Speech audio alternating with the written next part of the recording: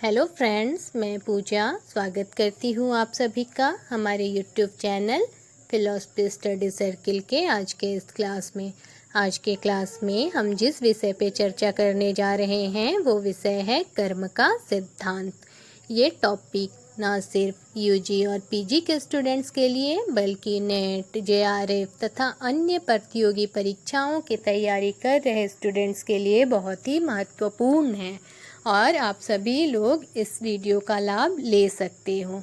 तो चलिए फ्रेंड्स, हम आज का क्लास आरंभ करते हैं। कर्म का सिद्धांत, लॉ ऑफ कर्म। फ्रेंड्स, कर्म सिद्धांत भारतीय संस्कृति की रीढ़ और नीति शास्त्र की आधारभूत मान्यता के रूप में है। कर्मवाद के अनुसार हम जैसा बोते हैं वैसा काटते हैं, अर्थात मनुष्य अपने शुभ कर्मों के बदले में शुभ फल और अशुभ कर्मों के बदले में अशुभ फल को प्राप्त करता है। फ्रेंड्स, कहा भी गया है, बोए पेड़ बबूल का आम कहाँ से होए। कर्म सिद्धांत सर्वप्रथम बीज रूप में वेदों में देखने को मिलता है। इसकी प्रथम अनुभूति वैदिक यज्ञों के विधान में होता है। वैदिक विश्वास के अनुसार विधिवत यज्ञों को अगर संपादित किया जाए तो उससे एक अदृश्य शक्ति उत्पन्न होती है जो कि उचित समय आने पे वांछित फलों को उत्पन्न करता है। वैदिक सूक्तों के अध्ययन से पता चलता है कि वैदिक काल में भी कर्म सिद्धांत को बहुत महत्व प्रदान किया गया था। कर्म सिद्धांत भारतीय सामाजिक संरचना, आचार संहिता का आधार रहा है। प्राणी अपने कर्मों के अनुसार अपना भविष्य स्वयं बनाता है। बुरे कर्मों का बुरा और अच्छे कर्मों का अच्छा फल यह एक निश्चित नियम है। कर्म सिद्धांत कारण नियम है जो नैतिकता के क्षेत्र में कार्य करता है। नैतिक क्षेत्र में निहित व्यवस्था की व्याख्या कर्म सिद्धांत करता है। कुछ विद्वानों ने कर्म सिद्धांत को विश्व में निहित व्यवस्था की दार्शनिक व्याख्या कहा है। यहाँ ध्यान दीजिएगा, हम कर्म सिद्धांत को ऋत के नियम के साथ जोड़ने जा रहे हैं। ऋत क्या है? तो ऋत नैतिक व्यवस्था है, जगत की व्यवस्था है, ये सृष्टि का नियम है। ऋत के सिद्धांत को और भी अच्छी तरीके से समझने के लिए आप हमारे चैनल पे प्लेलिस्ट में जा कर के नीति शास्त्र वाले सेक्शन में सृष्टि के नियम ऋत वाले वीडियो को देख सकते हैं, जिससे आपको ऋत को समझने में काफ़ी सहायता मिलेगी और वो टॉपिक भी आप लोगों के लिए अत्यंत ही महत्वपूर्ण है। तो फ्रेंड्स, हमने देखा कि ऋत जो है वो जगत की व्यवस्था है और जगत की व्यवस्था के उसके अंतर्गत सारे प्रकार की व्यवस्थाएं आती हैं। और कर्म सिद्धांत क्या है? तो कर्म सिद्धांत नैतिक क्षेत्र में निहित व्यवस्था की व्याख्या है। वो नैतिक क्षेत्र में निहित व्यवस्था है। तो फ्रेंड्स, हमने देखा कि कर्म सिद्धांत को हम बीज रूप में ऋत के सिद्धांत में भी पाते हैं। ऋत उपनिषद में आके कर्मवाद, न्याय वैशेषिक में आके अदृष्ट और मीमांसा में आके अपूर्व कहा जाता है। अब हम देखते हैं कि वेदों में कर्म सिद्धांत को दो खंडों में विभाजित किया गया है। पहला कृतपनाश, अर्थात किए गए कर्मों का फल कभी नष्ट नहीं होता। दूसरा अकृत भयुपगम, अर्थात बिना किए गए कर्मों का फल कभी नहीं प्राप्त होता है। तो स्पष्ट है कि मनुष्य सदा अपने कर्मों का फल प्राप्त करता है, उसके द्वारा किए गए कर्मों का फल कभी निष्फल नहीं होता। कर्म सिद्धांत अकाट्य है। केवल प्राणी ही नहीं, केवल मनुष्य ही नहीं, बल्कि ईश्वर भी कर्म सिद्धांत से बंधे होते हैं। वो भी इस नियम को नहीं तोड़ सकते हैं। आप इसका उदाहरण देख सकते हैं कि रामचरितमानस में जो राम जी का चित्रण किया गया है, श्री राम जो हैं वो भगवान के अवतार माने जाते हैं, चूँकि वो कर्म नियम के अंतर्गत बंधे हुए थे। यही वजह है कि भगवान होने के बावजूद भी उनकी माता को विधवा होना पड़ा, उनकी पत्नी को जंगलों में रहना पड़ा, बहुत सारी तकलीफ़ों का सामना करना पड़ा। उनके पिता जो कि पुत्र वियोग में मृत्यु को प्राप्त किए, क्योंकि वहाँ भगवान भी कर्म बंधन से बंधे हुए थे। तो स्पष्ट है कि जो कर्म सिद्धांत है वो अकाट्य है, इसका उल्लंघन कोई भी नहीं कर सकता, इसे कोई भी नहीं काट सकता। अगर आपको याद होगा तो हमने ऋत वाले क्लास में भी ये बात की थी कि ऋत का जो सिद्धांत है इसका उल्लंघन कोई भी नहीं करता, देवता हो चाहे मनुष्य हो, सृष्टि का जो भी नियम है सब इसी के अनुसार चलता है, सारी व्यवस्था इसी के अनुसार चलता है। अब हम देखते हैं कि कर्म का साधन, कर्म का उद्गम स्थल क्या है। तो फ्रेंड्स, कर्म का जो उद्गम स्थल है उसके संदर्भ में कहा गया है कि ये है मन, वाणी और शरीर। जो वचन की प्रवृत्ति है वो वाचिक कर्म, काया के द्वारा किया गया कायिक कर्म, और मस्तिष्क में जो प्रवाहित होने वाली विचार तरंगे हैं वो मानसिक कर्म है। इन तीनों साधनों के द्वारा मानव कर्म करता है। तो हमने देखा कि कैसे मानव इन तीनों साधनों से कर्म को करता है। अब हम देखते हैं कि कर्म सिद्धांत के संदर्भ में भारतीय दार्शनिकों का क्या कहना है। तो फ्रेंड्स, भारत के सभी दार्शनिकों ने कर्म सिद्धांत का क्षेत्र जो है वो सीमित माना है। कर्म सिद्धांत सभी कर्मों पर लागू नहीं होता है, ये उन्हीं कर्मों पे लागू होता है जो राग, द्वेष, वासना के द्वारा संचालित होते हैं, अर्थात वैसे कर्म जो किसी उद्देश्य की भावना से किए जाते हैं कर्म सिद्धांत के दायरे में आते हैं। इसके विपरीत वैसे कर्म जो निष्काम भाव से किए जाते हैं, जो राग द्वेष से मुक्त होते हैं, वो कर्म सिद्धांत द्वारा संचालित नहीं होते हैं। निष्काम कर्म कर्म सिद्धांत से स्वतंत्र हैं। निष्काम कर्म को भूंजे हुए बीज के समान माना गया है, क्योंकि जिस प्रकार भुना हुआ बीज फल देने में असमर्थ रहता है, वैसे ही निष्काम कर्म भी है। निष्काम कर्म पे भी कर्म सिद्धांत लागू नहीं होता। अतः वैसे कर्म जो राग द्वेष से संचालित हैं वो सकाम कर्म है और इस पे कर्म सिद्धांत लागू होते हैं, और वैसे कर्म जो किसी राग द्वेष से संचालित नहीं है, जो निष्काम भाव से किए गए हैं बिना किसी फल की इच्छा से, इसे निष्काम कर्म कहते हैं और इस पे कर्म सिद्धांत लागू नहीं होता है। अब हम देखते हैं कि कर्म 3 प्रकार के माने गए हैं। पहला क्रियमान कर्म, इसे हम संचयमान कर्म भी कहते हैं। इसका संबंध वर्तमान के कर्मों से होता है। वर्तमान काल में हम जो कर्म कर रहे हैं वो इसके अंतर्गत आता है और इसका फल हमें भविष्य में मिलता है। संचित कर्म, इसका संबंध अतीत में किए हुए कर्मों से होता है, जिन कर्मों को हम कर चुके हैं परंतु अभी इसका फल मिलना आरंभ नहीं हुआ है। प्रारब्ध कर्म, इसका संबंध भी अतीत में किए गए कर्मों से होता है, जिन कर्मों को हम कर चुके हैं परंतु इस कर्म का फल मिलना आरंभ होता है, ये आरंभ हो चुका है इसका फल मिलना। तो इस प्रकार हमने देखा कि जो कर्म सिद्धांत है वो भूत, भविष्य और वर्तमान तीनों काल में इसका चक्र चल रहा है, और ये जो है कर्म सिद्धांत वो त्रिकालिक व्यवस्था है। तो फ्रेंड्स, जो आत्मा की अमरता और पुनर्जन्म में विश्वास को स्थापित करता है वो कुछ और नहीं, कर्म सिद्धांत ही है। आत्मा जो है अपने कर्मों का फल एक जीवन में नहीं प्राप्त कर सकता है, और अपने कर्मों का फल भोगने के लिए उसे बार बार जन्म ग्रहण करना पड़ता है। पुनर्जन्म का सिद्धांत का विकास जो है वो कर्म सिद्धांत के आधार पर माना गया है।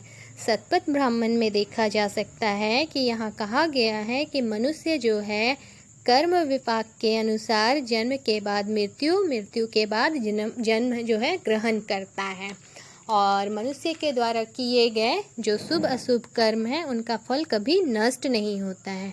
वस्तुतः कर्म ही पुनर्जन्म की आत्मा है। तो इस प्रकार हमने देखा कि कैसे कर्म के बारे में कहा गया है। अब हम देखते हैं कि कर्म सिद्धांत को लेकर के लोगों ने इस पे कुछ आक्षेप प्रस्तुत किए हैं। वो क्या है? तो पहला आक्षेप यह है कि कर्म सिद्धांत के विरोध में कहा गया है कि ये ईश्वरवाद का खंडन करता है। ईश्वरवाद के अनुसार ईश्वर विश्व का सृष्टि करने वाला है। ईश्वर ने मानव को सुखी और दुखी बनाया है। परंतु अगर कर्म सिद्धांत को माना जाए तो मनुष्य अपने सुख दुख के लिए स्वयं जिम्मेवार होता है। तो इस प्रकार ईश्वरवादी विचार का विरोध होता है कर्म सिद्धांत से। दूसरा आक्षेप ये किया गया है कि कर्म सिद्धांत जो है ईश्वर के गुणों का खंडन करता है। ईश्वर के संदर्भ में कहा गया है कि ईश्वर जो है वो सर्वशक्तिमान है, सर्वज्ञ है, दयालु है आदि। परंतु कर्म सिद्धांत के लागू होने के कारण ईश्वर चाह कर भी किसी मनुष्य को उसके कर्म फल से वंचित नहीं कर सकता है। उसके द्वारा किए गए अशुभ कर्मों से उसे वंचित नहीं कर सकता उसका फल पाने से, और न ही शुभ कर्म के फल पाने से उसे वंचित कर सकता है। तो इस प्रकार ईश्वर की पूर्णता का खंडन हो रहा है कर्म सिद्धांत के द्वारा। तीसरा आक्षेप प्रस्तुत किया गया है कि कर्म सिद्धांत से सामाजिक सेवा का जो भाव है उसमें एक स्थिरता उत्पन्न होती है। किसी भी असहाय पीड़ित की सेवा करना बेकार है, क्योंकि वो तो अपने पूर्व जन्म का कर्म का फल भोग रहा है। तो इस प्रकार से अगर देखा जाए तो फिर सामाजिक सेवा का जो भाव है उसमें एक स्थिरता उत्पन्न हो जाती है। अगला आक्षेप जो है वो ये लगाया गया है कि कर्म सिद्धांत जो है वो भाग्यवाद को मान्यता देता है। प्रत्येक व्यक्ति अपने कर्म का फल भोग रहा है, अतः उसमें किसी भी प्रकार का सुधार का आशा करना मूर्खता है। परंतु इन सब आलोचनाओं के बाद भी भारतीय दर्शन में कर्म सिद्धांत को अत्यधिक महत्व दिया गया है और कहा गया है कि कर्म सिद्धांत की पहली महत्ता यह है कि विश्व में विभिन्न व्यक्तियों के जीवन में जो विषमता है उसका कारण कर्म सिद्धांत बताता है। एक ही परिवार में समान परिस्थितियों में जन्म लेने के बाद भी लोगों के भाग्य में अंतर होता है। कोई अमीर तो कोई गरीब, कोई निर्धन, कोई मूर्ख, कोई विद्वान, इस तरीके से भिन्नता पाई जाती है लोगों में। तो ये भिन्नता का कारण क्या है? तो इस विषमता का कारण कर्म सिद्धांत बतलाता है। दूसरा जो महत्ता बताया गया है वो ये बताया गया है कि इसमें व्यवहारिकता है। कर्म सिद्धांत के अनुसार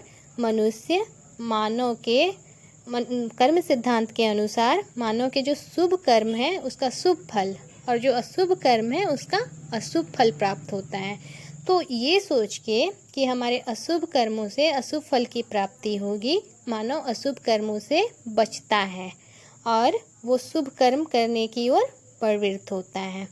अगला जो महत्ता बताया गया है वो ये बताया गया है कि कर्म सिद्धांत जो है वो हमें हमारी कमियों के लिए सांत्वना प्रदान करता है। हम ये सोचते हैं कि हमारे पूर्व जन्म के कर्मों के फलस्वरूप ये कमियां हैं और इसके लिए हम किसी और को नहीं कोसते हैं, किसी और को उत्तरदायी नहीं बताते हैं।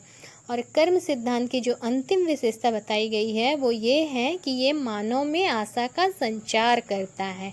प्रत्येक व्यक्ति स्वयं अपने भाग का निर्माता है।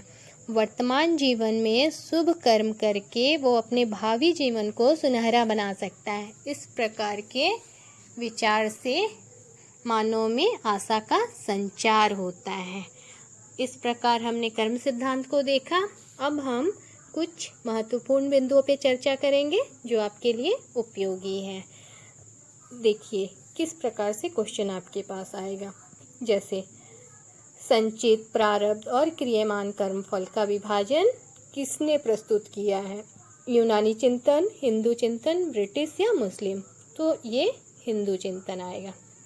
निष्काम कर्म के मार्ग में दो मनोवैज्ञानिक शत्रुओं की चर्चा होती है। ये कौन है? तो काम और क्रोध। निष्काम कर्म क्या है? तो ये शुद्ध बुद्धि से निर्णीत फलासक्ति रहित कर्म है। ठीक है। कर्मवाद जो है वो न्याय वैशेषिक में अदृष्ट के रूप में और मीमांसा में अपूर्व के रूप में है। अदृष्ट का अर्थ क्या होता है? इसका अर्थ होता है जो दृष्टिगोचर ना हो। अपूर्व क्या है? जो पहले नहीं था। कर्म के तीन भेद बताए गए हैं। संचित कर्म, इसका संबंध अतीत से है परंतु फल मिलना भी आरंभ नहीं हुआ है। प्रारब्ध कर्म, इसका संबंध भी अतीत से है परंतु फल मिलना आरंभ हो गया है। संचयमान कर्म, इसका संबंध वर्तमान से है परंतु फल मिलेगा भविष्य में। तो इस प्रकार से क्वेश्चन होते हैं कि संचित कर्म का अर्थ क्या है, प्रारब्ध कर्म का अर्थ क्या है, संचयमान का क्या है। फिर ये भी हो सकता है कि कर्मों का विभाजन जो 2 भाग में किया गया है, कृतपनाश का अर्थ क्या है, अर्थात किए गए कर्मों का फल कभी नष्ट नहीं होता। और कृतभयोपगम का अर्थ क्या है, तो इसका अर्थ होता है कि बिना किए गए कर्मों का फल कभी प्राप्त भी नहीं होता। और अनासक्त कर्म क्या है, तो राग द्वेष और मोह से जो संचालित होते हैं, जिसमें किसी उद्देश्य की भावना को लेकर के जो कर्म किया जाता है, इसे आसक्त कर्म कहते हैं। अनासक्त कर्म क्या है, तो फ्रेंड्स राग द्वेष और मोह से जो मुक्त होता है, निष्काम भाव से जो किया जाता है, शुद्ध बुद्धि से और फल आसक्ति से रहित होकर के जो किया जाता है, वो है अनासक्त कर्म। इसे ही निष्काम कर्म भी कहते हैं। आप जैसा कि हमने बताया कि हर दर्शन में अपने अपने तरीके से कर्म सिद्धांत को बताया गया है। तो कभी कभी इस प्रकार से भी प्रश्न हो सकता है कि मीमांसा के अनुसार कितने प्रकार के कर्म बताए गए हैं। तो वेद प्रतिपादित जो कर्म है मीमांसा के अनुसार, वो है नित्य कर्म, नैमित्तिक कर्म, काम्य कर्म, निषेध कर्म और प्रायश्चित कर्म। फिर ये भी क्वेश्चन हो सकता है कि नित्य कर्म का अर्थ क्या है, नैमित्तिक का क्या है, काम्य का क्या है, निषेध का क्या है और प्रायश्चित कर्म का अर्थ क्या है। तो नित्य कर्म वह कर्म है जो मनुष्य प्रतिदिन करता है, जैसे स्नान, ध्यान, पूजा इत्यादि, संध्या पूजा इत्यादि। और नैमित्तिक कर्म क्या है, जो विशेष अवसरों पर होता है, जैसे चंद्र ग्रहण, सूर्य ग्रहण पे गंगा स्नान इत्यादि। काम कर्म क्या है, इसमें किसी भावना से, किसी कामना से जो कर्म किया जाता है, किसी इच्छा से जो कर्म किया जाता है, किसी कामना को लेकर के। निषेध कर्म क्या है, जिन कर्मों को नहीं करने का आदेश दिया गया है, वो निषेध कर्म है। और प्रायश्चित कर्म क्या है, जो निषिद्ध कर्म हमने किया और उससे जो बुरा फल प्राप्त होगा, उससे बचने के लिए प्रायश्चित कर्म की चर्चा हुई है। तो इस प्रकार हमने देखा कि किस प्रकार से क्वेश्चन होगा आपसे। अब यहाँ मैं आपको बताना चाहूँगी कि जब कर्म का सिद्धांत, लॉ ऑफ कर्म की बात होगी, तो आप इस प्रकार से आंसर देंगे। लेकिन जब आपसे क्वेश्चन होगा किसी दर्शन को संबोधित करते हुए कि उसके अनुसार कर्म सिद्धांत क्या है, तो आपको उस दर्शन के अनुसार आंसर देना होगा। जैसे अगर पूछ दिया कि जैन दर्शन के अनुसार कर्म सिद्धांत बताइए, न्याय वैशेषिक के अनुसार या मीमांसा के अनुसार कर्म सिद्धांत की व्याख्या कीजिए, तो वैसे समय पे आपको जैन दर्शन के अनुसार कर्म सिद्धांत को बताना होगा और न्याय वैशेषिक में अदृष्ट को दिखाते हुए, वहीं मीमांसा में अपूर्व को दिखाते हुए आपको कर्म सिद्धांत को बताना होगा। क्योंकि एक वीडियो में सारी व्याख्या संभव नहीं है और आप लोगों के लिए भी ये बहुत लंबा वीडियो हो जाएगा, इसीलिए ज़रूरत पड़ने पे इससे संबंधी वीडियो को हम आगे लेके आएंगे। फिलहाल आप इतना समझ लीजिए कि भारतीय दर्शन में चारवाक को छोड़ करके, चाहे वो कोई भी दर्शन हो, वेद विरोधी या वेद को मानने वाला, नास्तिक हो चाहे आस्तिक हो, सभी ने कर्म सिद्धांत को मान्यता प्रदान किया है और सभी ने कर्म सिद्धांत को स्वीकार किया है। तो जब आपसे दर्शन के वाइज पूछा जाएगा तो आप उसके अकॉर्डिंग उनका जवाब देना। तो आज की क्लास में इतना ही, हम अगले क्लास में फिर मिलते हैं, तब तक के लिए धन्यवाद।